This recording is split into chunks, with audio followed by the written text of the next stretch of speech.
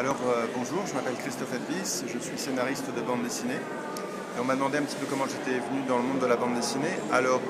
En fait, lorsque j'étais enfant, mon père était brocanteur, et il a amené un jour un petit livre au milieu de plein d'autres objets trouvés dans un grenier qui s'appelait Enfant de Dieu. C'était un bonhomme que je ne connaissais pas, il avait un rond autour de la tête, des trous dans les pieds et dans les mains. Je suis allé manger chez des voisins un jour et j'ai vu le même bonhomme au mur, donc Jésus.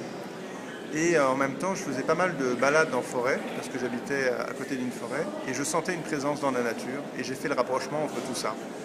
Et je me suis dit, voilà, cette présence dans la nature, c'est Jésus que je vois, sur ce dessin, sur cette croix au mur, et en fait, j'ai tout de suite cru que c'était vrai.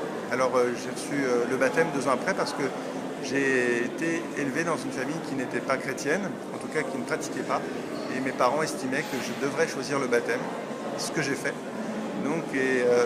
Ensuite, j'ai cheminé pas mal dans le monde de la bande dessinée, surtout grâce à ma mère qui m'a offert des Tintins avec l'étoile mystérieuse. C'était le premier Tintin que j'ai eu dans la cuisine, en rentrant de l'école. Et puis, il y a eu les Astérix, les Lucky Luke, donc j'ai appris à lire avec la BD. Il y a eu un appel au sacerdoce lorsque j'étais adolescent, qui s'est vraiment fait sentir. À la prière de la Vierge Marie, je disais une dizaine de chapelets par jour parce que le prêtre qui nous a préparé la profession de foi nous proposait cela. Donc j'ai trouvé que c'était une bonne idée et j'ai fait ça. Puis j'ai entendu l'appel du Seigneur. Mais en même temps, je voulais faire du théâtre, je voulais faire du cinéma.